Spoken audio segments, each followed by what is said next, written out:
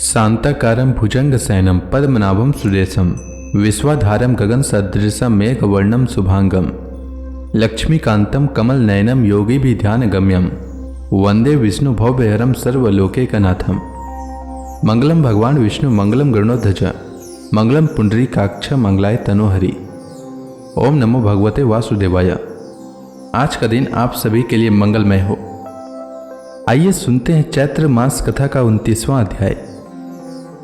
राजा परीक्षित ने पूछा, भगवान, देवाधिदेव धर्मराज के वश में सारे जीव हैं और भगवान के पार्षदों ने उन्हीं की आज्ञा भंग कर दी तथा उनके दूतों को अपमानित कर दिया। जब उनके दूतों ने यमपुरी में जाकर उनसे अजामिल का वृत्तांत का सुनाया, तब सब कुछ सुनकर उन्होंने अपने दूतों से क्या कहा, ऋषिवर, मैंने पहले यह बात कभी नहीं सुनी कि किसी ने किसी भी कारण से धर्मराज के शासन का उल्लंघन किया हो। भगवान, इस विषय में लोग बहुत संदेह करेंगे और उनका निवारण आपके अतिरिक्त दूसरा कोई नहीं कर सकता, ऐसा मेरा निश्चय है। श्री सुखदेव जी ने कहा, परीक्षित, जब भगवान के पार्षदों ने यमदूतों का प्रयत्न विफल कर दिया, तब उन लोगों ने संयमनीपुरी के स्वामी एवं अपने शासक यमराज के पास जाकर निवेदन किया।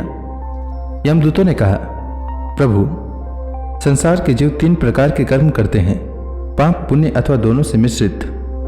इन जीवों को उन कर्मों का फल देने वाले शासक संसार में कितने हैं? यदि संसार में दंड देने वाले बहुत से शासक हों तो किसे सुख मिले और किसे दुख, इसकी व्यवस्था एक सी न हो सकेगी। संसार में कर्म करने वालों के अनेक होने के कारण यदि उनके शासक भी अनेक हों तो उन शासकों का शासक पना नाम मात्र का ही होगा। जैसे एक सम्राट के अधीन बहुत से नाम मात्र के सामंत होते हैं, इसलिए हम तो ऐसा समझते हैं कि अकेले आप ही समस्त प्राणियों और उनके स्वामियों के भी अधीश्वर हैं। आप ही मनुष्यों के पाप और पुण्य के निर्णायक, दंडदाता और शासक हैं।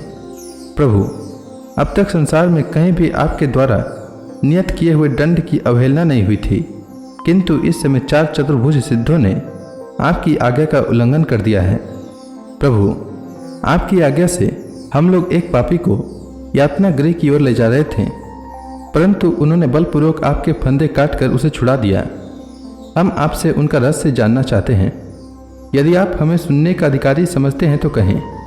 प्रभु, बड़े ही आश्चर्य की बात हुई कि इधर तो अजामिल के मुख से नारायण यह शब्द निकला और उधर वे डरो मत कहते हुए झपट कर वहां आ पहुंचे।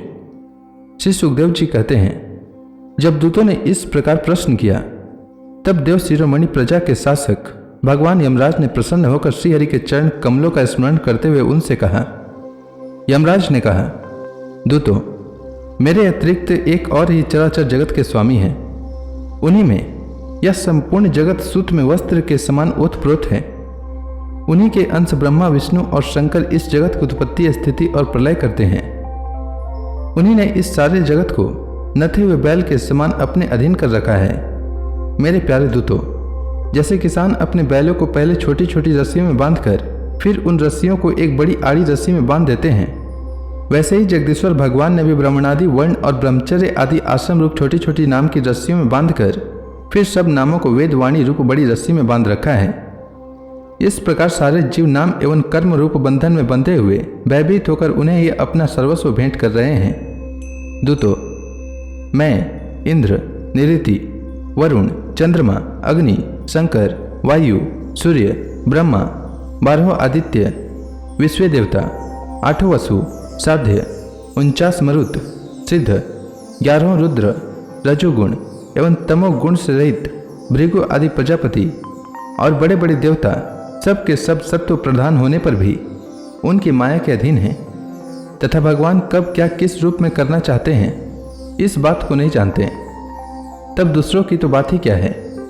जिस प्रकार घटपट आदि रूपवान पदार्थ अपने प्रकाशक नेत्र को नहीं देख सकते, वैसे ही अंतःकरण में अपने साक्षी रूप से स्थित परमात्मा को कोई भी प्राणी इंद्रिय, मन, प्राण, हृदय या वाणी आदि किसी भी साधन के द्वारा नहीं जान सकता। वे प्रभु सबके स्वामी और स्वयं परम स्वतंत्र हैं। उन्हीं मायापति पुरुषोत्तम के दूत उन्हीं के समान परम मनोहर रूप, गुण और स्वभाव से उत्पन्न होकर इस लोक में प्रायः विचरण किया करते हैं। विष्णु भगवान के सुर पूजित एवं परम अलौकिक पार्षदों का दर्शन बड़ा दुर्लभ है। वे भगवान के भक्तजनों को उनके शत्रुओं से, मुझसे और अग्नि आदि सब विपत्तियों से सर्वथा सुरक्षित रखते हैं। स्वयं भगवान ने ही धर्म की मर्यादा का निर्माण किया है। उसे न तो ऋषि जानते हैं और न देवता या सिद्धगण ही। ऐसी स्थिति में मनुष्य, विद्याधर, चारण और असुर आदि तो जान ही कैसे सकते हैं। भगवान के द्वारा निर्मित भगवत धर्म परम शुद्ध और अत्यंत गोपनीय है। उसे जानना बहुत ही कठिन है। जो उसे जान लेता है वह भगवान स्वरूप को प्राप्त हो जाता है। दूतों, भगवत धर्म का रहस्य हम 12 व्यक्ति ही जानते हैं। ब्रह्मा जी, देवर्षि नारद, भगवान शंकर, सनत कुमार, कपिल देव, स्वयंभू मनु, प्रहलाद, जनक, भीष्म पितामह, बलि, सुखदेव जी और मैं। इस जगत में जीवों के लिए बस यही सबसे बड़ा कर्तव्य परम धर्म है कि वे नाम कीर्तन आदि उपायों से भगवान के चरणों में भक्ति भाव प्राप्त कर लें। प्रिय दूतों, भगवान के नामोच्चारण की महिमा तो देखो। अजामिल जैसा पापी भी एक बार नामोच्चारण करने मात्र से मृत्यु पास से छुटकारा पा गया। भगवान के गुण, लीला और नामों का भली भांति कीर्तन मनुष्य के पापों का सर्वथा विनाश कर दे।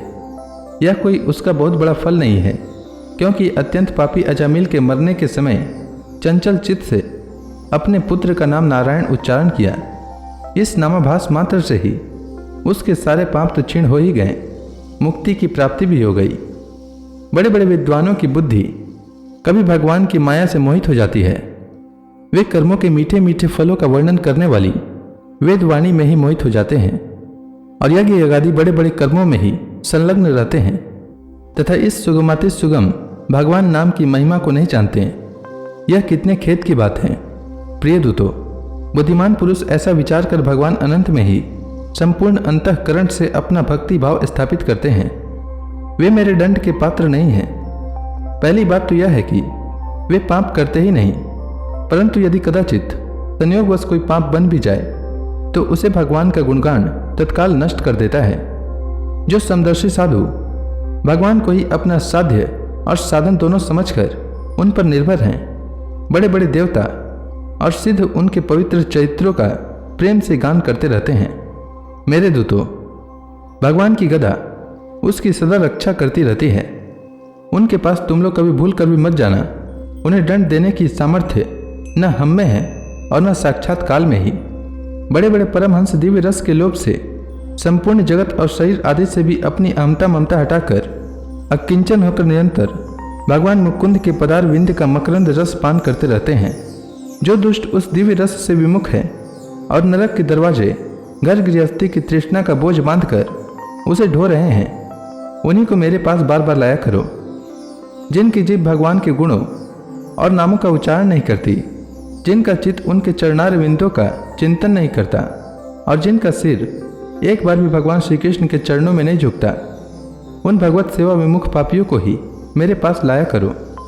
आज मेरे दूतों ने भगवान के पार्षदों का अपराध करके स्वयं भगवान का ही तिरस्कार किया है।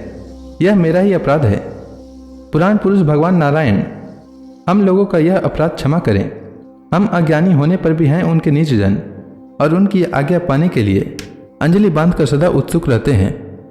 अतः परम महिमान्वित भगवान के लिए यही योग्य है कि वे क्षमा कर दें।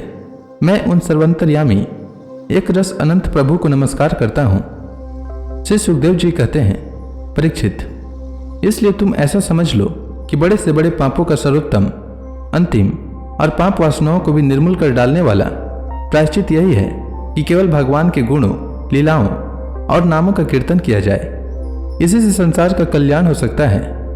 जो लोग बार बार भगवान के उदार और कृपापूर्ण चरित्रों का श्रवण कीर्तन करते हैं, उनके हृदय में प्रेममयी भक्ति का उदय हो जाता है। उस भक्ति से जैसी आत्मशुद्धि होती है वैसी व्रतों से नहीं होती। जो मनुष्य भगवान श्री कृष्ण चंद्र के चरणारविंद मकरंद रस का लोभी भ्रमर है, वह स्वभाव से ही माया के दुखद और पहले से ही छोड़े हुए विषयों में फिर नहीं रमता।